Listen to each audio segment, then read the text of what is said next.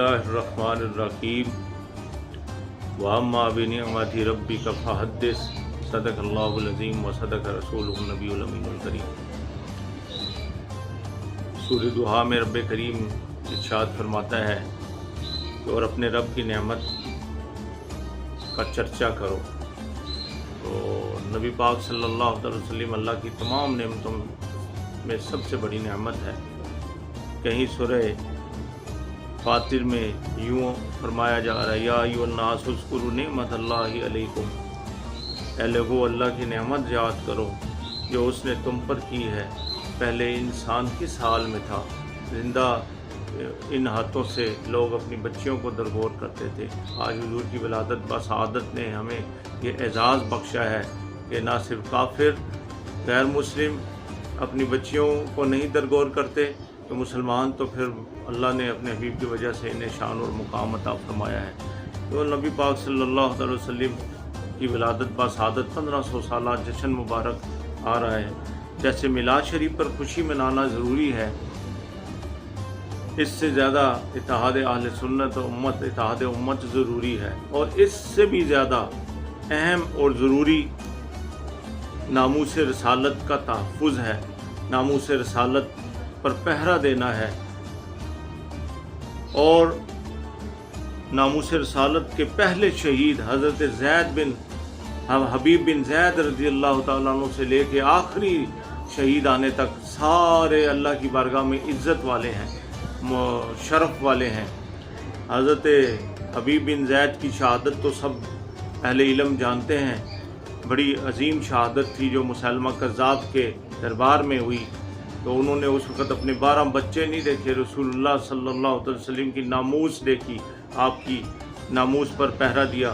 اور اس سال ماشاءاللہ متفقہ طور پہ جو قرارداد ہمارے سینٹ میں منظور ہوئی، سینیٹر عرفان صدیقی صاحب نے پیش کی، اور متفقہ طور پہ حضور کی ولادت مبارک پہ جشن منانے کا اہتمام و انصرام کرنے کا عادہ کیا گیا، یہ خوش آئند بات ہے۔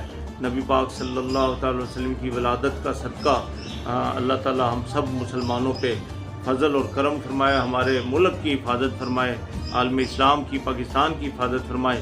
اس سلسلے میں 1500 سالہ جشن عید میلاد النبی صلی اللہ تعالی وسلم کی اس خوشی کے موقع پہ آستانہ عالیہ گلشن عباس شریف کو یہ اعزاز حاصل ہے کہ 12 سال پاکستان جشن عید میلاد النبی کانفرنسز کے پروگرامات کیے جاتے ہیں، جس کی تقلید الحمدللہ سینکڑوں جگہ ملک پاکستان میں بھی ہو رہی ہے، ملک کے پاکستان سے باہر بھی ہو رہی ہے۔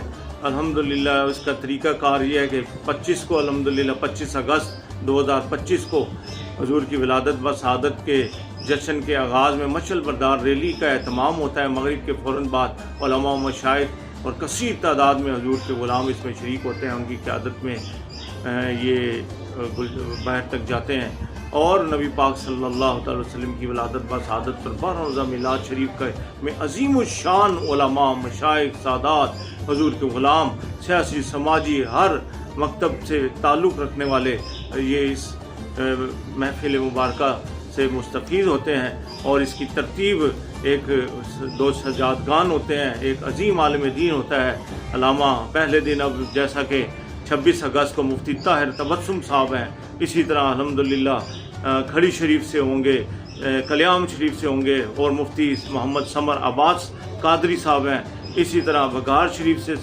ہوں گے، اور پھر مفتی محمد اویس مرتضیٰ نوری صاحب ہوں گے۔ اسی طرح ماشاءاللہ 29 اگست کو جونگل شریف سے سجادہ نشین، اور پھر شیخ الحدیث مفتی محمد شوکت علی سیالوی صاحب ہوں گے۔ اسی طرح ماشاءاللہ پھر شیخ الحدیث مفتی عبد المجید خان سعیدی صاحب ہوں گے رحیم یار خان سے۔ اسی طرح حضرت علامہ مولانا پیر محمد حامد سرفراز قادری صاحب، مفتی محمد حسن رضا قادری صاحب ہوں گے 31 کو، اور 30 کو الحمدللہ مجاہد ملت اسلامیہ حافظ سعد حسین رضوی صاحب ہوں گے، اور اسی طرح پھر آگے چلتے جائیں تو 1 کو تو اللہ تعالی ہمیں نبی پاک صلی اللہ تعالی علیہ وسلم کے صدقے ولادت بسعادت کی خوشیاں منانے کی توفیق دے۔